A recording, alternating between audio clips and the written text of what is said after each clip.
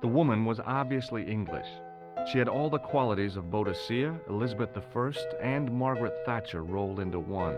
It wasn't a pretty sight.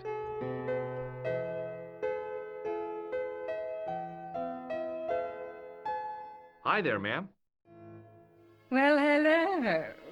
What can I do for you? I'm looking for a man. You disappoint me, my dear. For one foolish moment I thought... But never mind. Aren't you going to tell me your name? George. George Stobart, ma'am. How sweet! I once had a stable boy called George. I am Lady Piermont. The common reaction is to kneel and stutter, but it's not obligatory. A real lady? I mean, you're an honest-to-God aristocrat? Oh, I don't know about that. Few of my ancestors are honest, not even to God.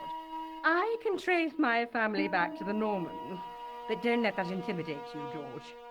Beneath that impressive pedigree, I'm just flesh and blood. The blood may be blue, but the flesh is the plump beef of old England, so to speak. You appear distracted, George. Is there any way I can help you? Are you here in Paris on vacation? No, darling, I'm on holiday. I needed to get away after Algy's funeral. I didn't realize you were mourning the loss of a loved one. I'm not. He was my husband. I'm sorry to hear about your husband's death. You wouldn't be if you knew him, my dear. It gave me the opportunity to take a well-deserved holiday. Daphne suggested a change of scenery. Paris, she said. The wild romance is just what you need to take your mind off the inquest. Well, the closest I came to romance was being wooed by a drunken Breton chef. I must say I was disappointed with his coq au vin.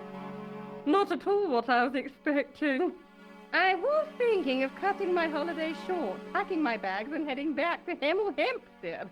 That was until last night.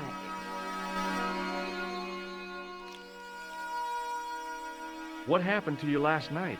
I was stricken, Mr. Stobart. Cupid's arrow has cleft my bosom.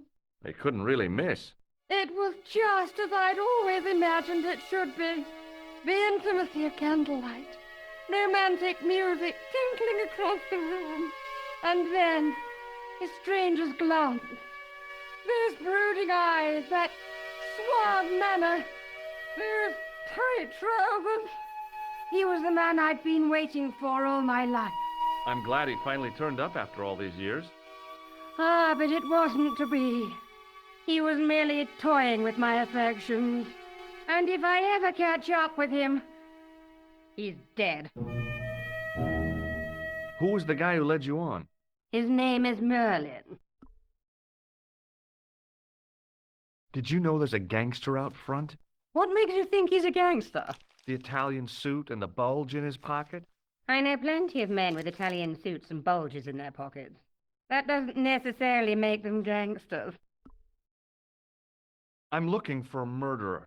Good heavens! You're a private detective. That's correct, ma'am. What's the term you Americans use? It's on the tip of my tongue. I believe what you're thinking of is Dick. Precisely.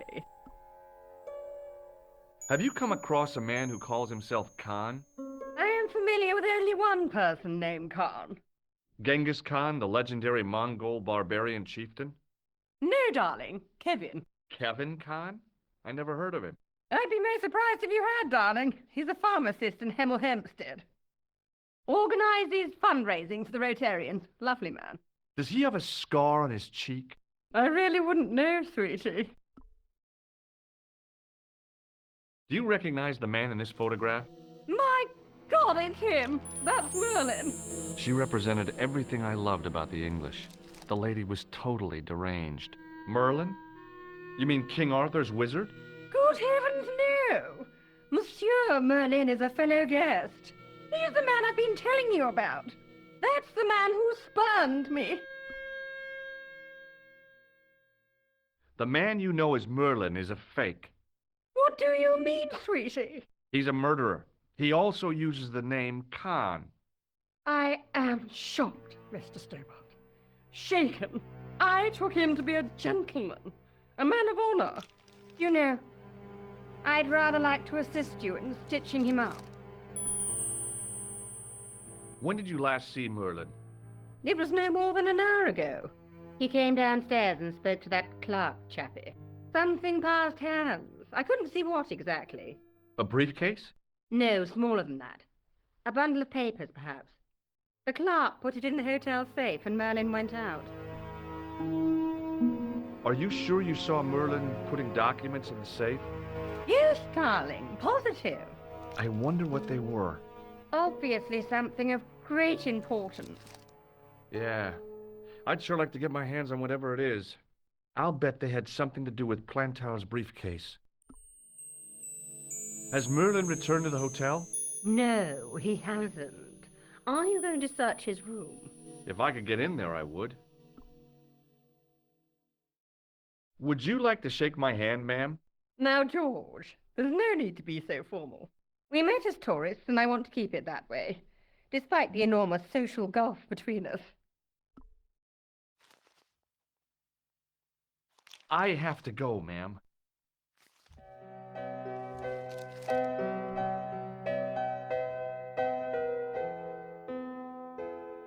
Excuse me, didn't I see your picture in the news? You're that Nobel Prize winner from some unpronounceable Eastern European state. Yes, that is me, in person. I don't want to worry you, but have you had any threats on your life? You know, mysterious phone calls, letters made up of headlines cut from the newspaper. I don't know what you're talking about. Do you know a guy called Plantow? I don't know anybody in Paris. Oh, well, this guy's dead anyhow. Why do you ask me about dead men? I have seen enough of death to last me a lifetime. I'm, sure you have. Have you seen a clown? I beg your pardon? The clown. A guy in funny pants. Have you seen him? My pants are from England. Marks and Spencer. They are a pleasure and a comfort to wear, with much support. I'm real glad to hear that. You know, it's good to know you Nobel Prize winners are human too. In my country, the people make do with string and egg cartoons. For pants? For everything. Oppression is the mother of ingenuity. May I shake you by the hand? I do not shake the hands of imperialist dogs. Now, that's a real bad attitude problem you've got there. Do you recognize this man? He calls himself Khan. Yes, I know this man. Why do you carry his photograph? I'm a private detective. What's your interest in Khan? He is an enemy of my people. You know he's a killer. Of course, amongst other things. Would you help me investigate Khan? That is not possible. My instructions are to observe. I cannot jeopardize my position as an honored guest of this country's government. Thanks for your help. Goodbye.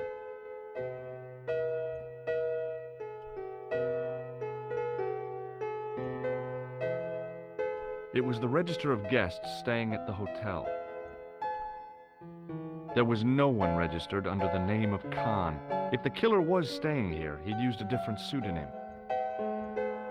The clerk wore a disdainful expression, like he'd been born with it. I want some information. Who are you? The police? I'm conducting a private investigation. Ah, I know only too well what you mean. That is one of the drawbacks of the catering business. When people book into an hotel, they leave their morals at home, no? Do you know a man named Plantow? No, monsieur. I'm looking for a man who dresses like a clown. This is a highly respectable hotel, monsieur.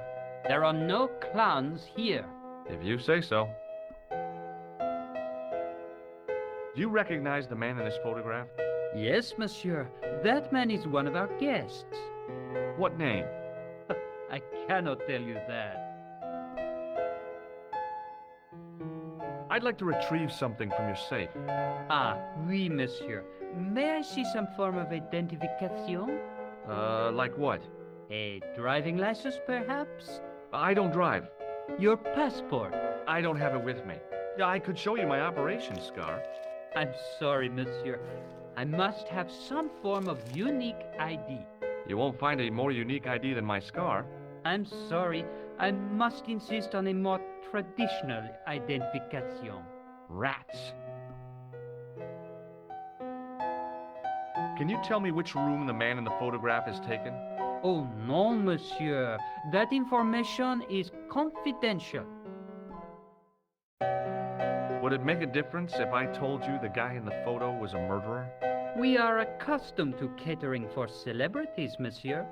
Movie stars, politicians, royalty, sporting personalities, they all stay here. Did I show you this photograph? Yes, you did, monsieur. Hey, shake my hand. I'd rather not, monsieur. I'm still sore from the shock administered by one of the guests. He was secretly concealing an electrical device in the palm of his hand. Practical jokes are so puerile, don't you think? Oh, yeah, sure. Thanks for your help, buddy. Hanging from a brass hook was a key and a plastic tag.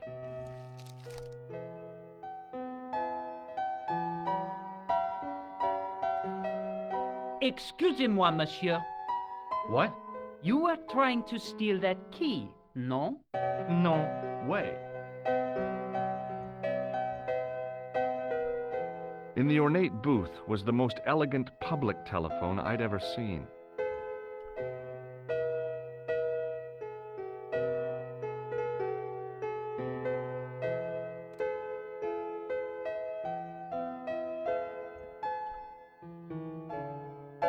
Bonjour, couleur. Hi, it's George. I have the address of the killer's hotel.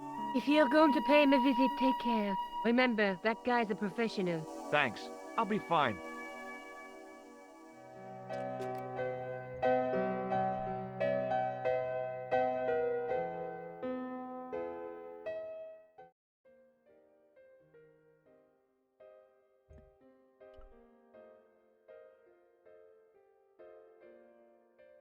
The sign on the door read 22.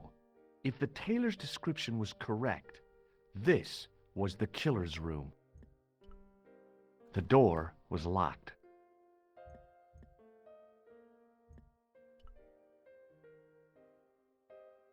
Room number 23. The door was locked.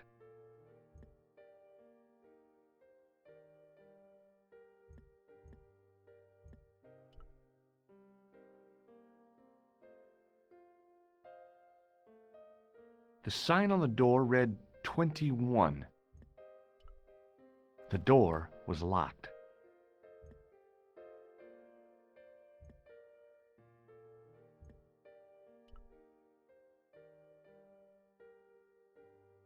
The door was locked.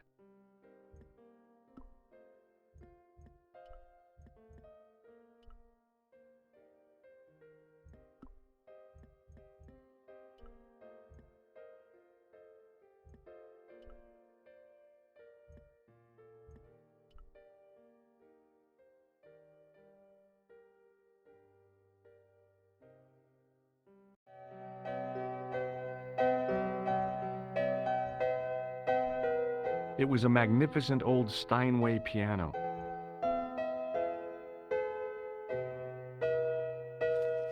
I figured the lady at the keys wouldn't appreciate a duet with a musical illiterate like me.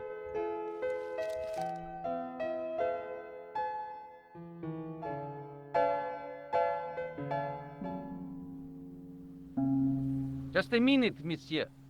What's your problem? No problem. If you cooperate. What do you want? Just a routine security check. Nothing to worry yourself about. Oh, Well, all right. Search him, Flap. You bet. Hey, knock it off. Get off, you big ape. Nothing, Guido. Zilch. Our apologies, monsieur. What? I had to report you to the authorities. Round here, we are the authorities. You want I should break his arms? No. Let him go, Flap.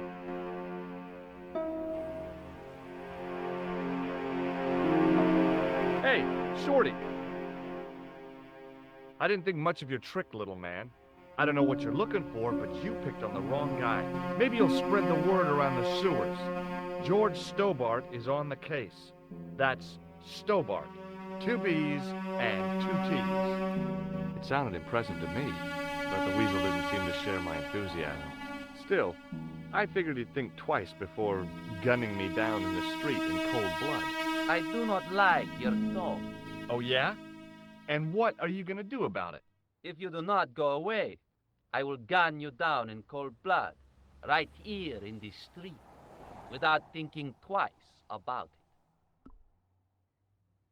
Forget it. Excuse me. Yeah? Don't you think you have some explaining to do? Huh? I'm an American citizen and a bona fide visitor to your country. What the... You can't touch me up in the street and expect to get away with it. Get lost, creep.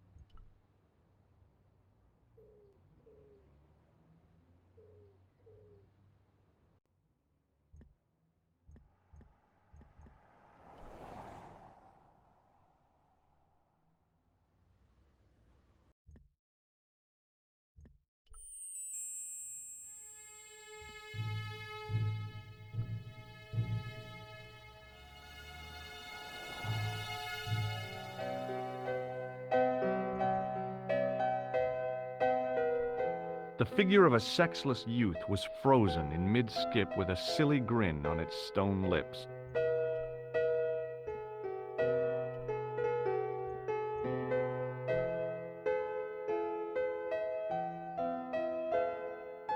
Hi, ma'am. Hello, George. What can I do for you now? That gangster I told you about? He went through my pockets just now. Good heavens! One never knows what to expect in foreign parts. Thank you for the warning, young man. I shall hide my credit cards in my underwear. Would you distract the clerk while I borrow a key? Are you asking me to aid you in a criminal act, darling? I guess I am. Good heavens, I must be dreaming. I don't think so, ma'am. Now tell me, why do you want to get into that room? It's next to the room the killer is using. Ah, so you plan to eavesdrop on Merlin? I was hoping there might be a connecting door. I shouldn't think my feminine charms would be much use in this case, but a good dose of English arrogance might do the trick.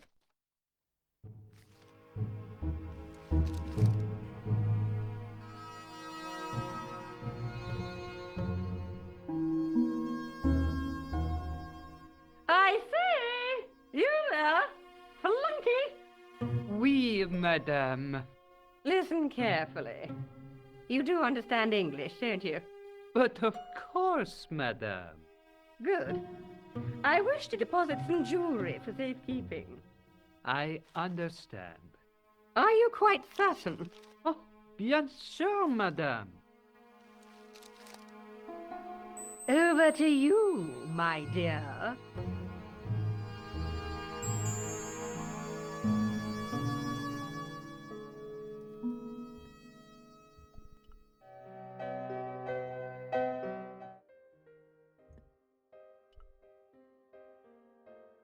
The door was locked.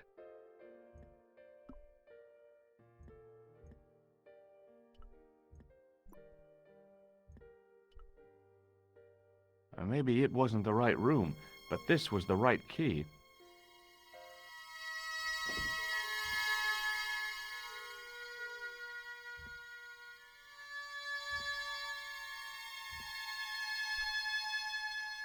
It was a massive mahogany wardrobe.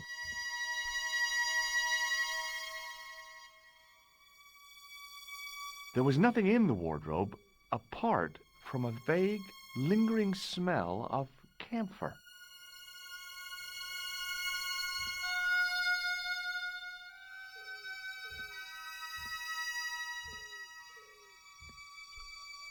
A cabinet stood beside the bed.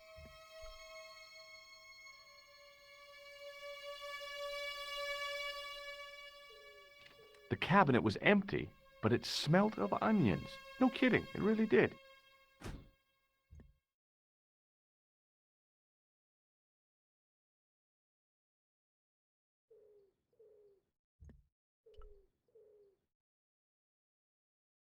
The window looked out over a narrow alley surrounded by high walls.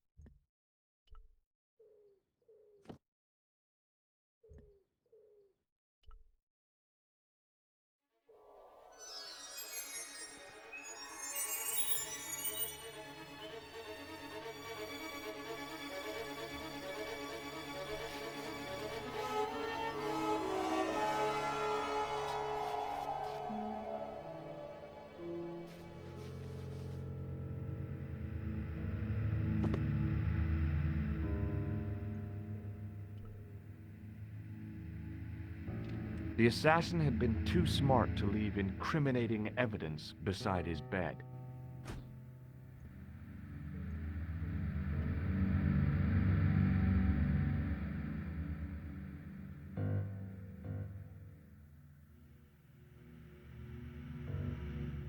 The bed was freshly made, and the crisp white sheets told me nothing about the killer's habits.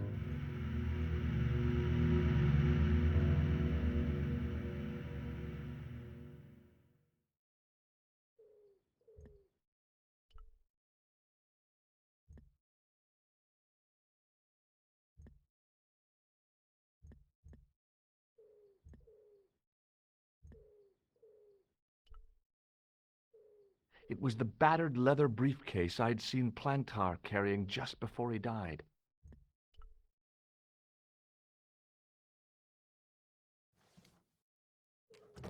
I searched the interior of the briefcase, but as I'd half expected, it was empty.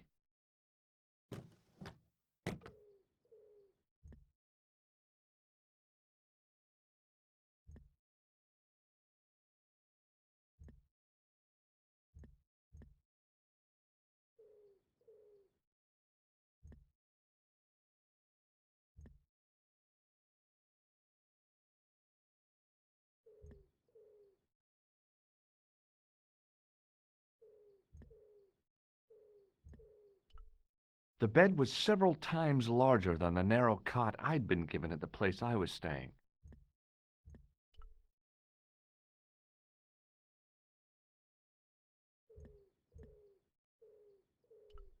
The pants were newly laundered and pressed with immaculate creases. There was nothing in the pockets of the pants.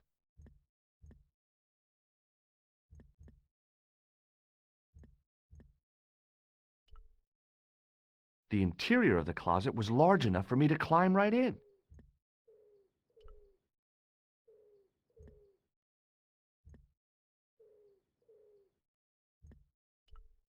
The cabinet had no drawers, just a single door.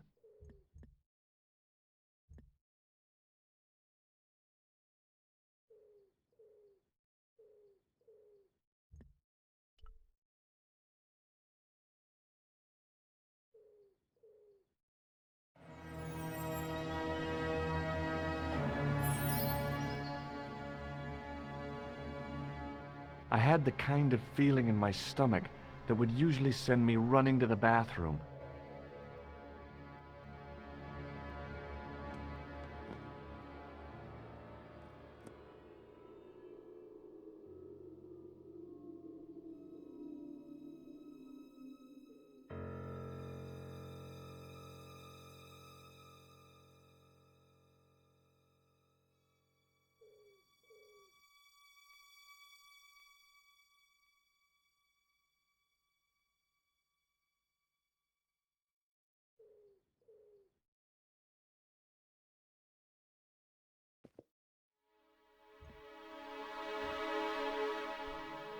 pants matched the jacket which the killer had lost in Paris.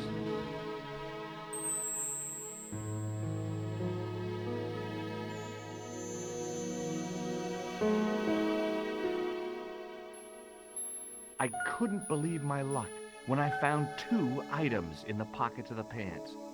The first was an ordinary matchbook. No matches, no clues. The second was a pass card which read, Thomas Merlin, Gruber Electronics Corporation. There was nothing else in the pockets of the killer's pants.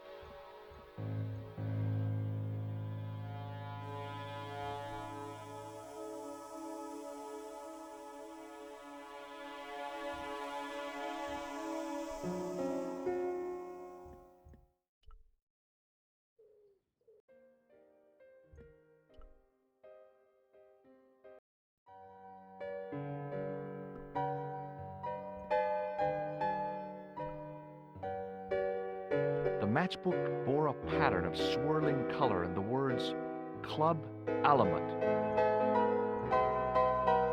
It was the card I'd found in the hotel bedroom.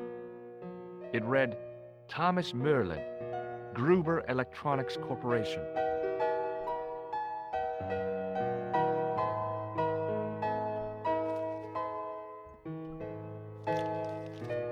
What now, monsieur? I've just been manhandled by a gorilla.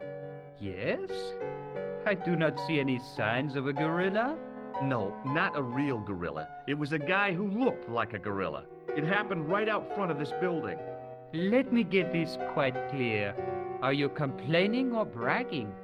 I want to know what you're going to do about it. The scrawny one has a gun. I suggest you contact the police. Can't you do anything about them? What goes on in the streets of Paris is hardly my responsibility. Aren't you concerned that your guests are being intimidated by gangsters? No one else has complained, monsieur. Did they steal anything from you? Well, no. They didn't find what they were looking for.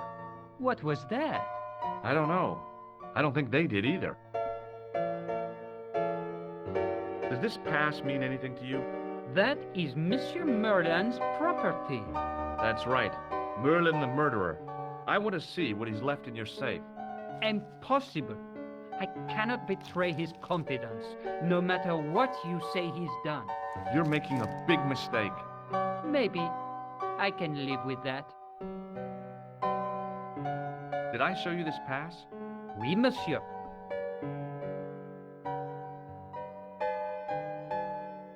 Thanks for your help, buddy.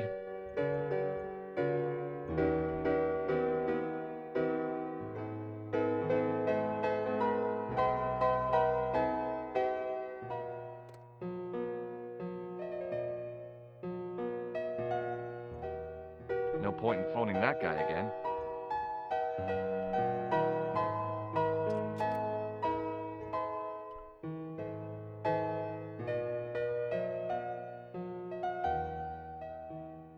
Hi, ma'am. Hello, George. What can I do for you now? I got the key. Thanks for your help, ma'am. I have to go, ma'am.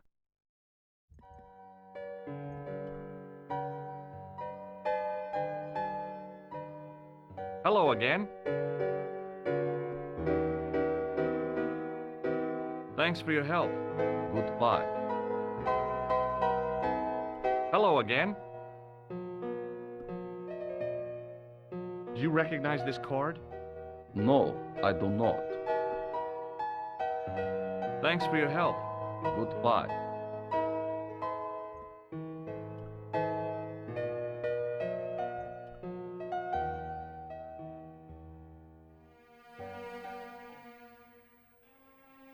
Hold it right there. Search him again, Black. Nothing, Guido. Okay, let him go.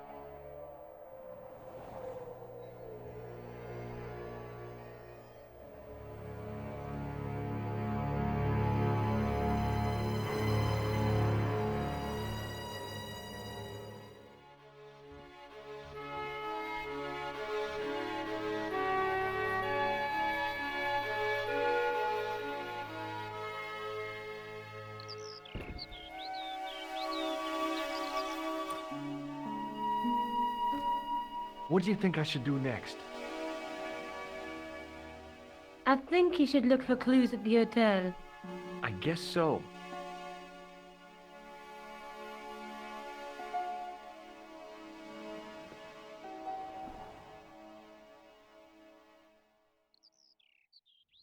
I found this in the killer's room. What is it, a credit card? ID, Thomas Merlin, of the Gruber Electronics Corporation. Never heard of him or the company. I found this matchbook in the killer's hotel room. It's from the Club Alamut. Never heard of it. Is there anything written inside it? No, what were you expecting? If this was a movie, there'd be a clue, a name or an address. That's no use. There aren't even any matches in it. Oh well, I'll keep it as a souvenir. See you later. Where are you going now? I could go back to the Hotel Ubu, I guess. Whatever those two thugs are after must be important.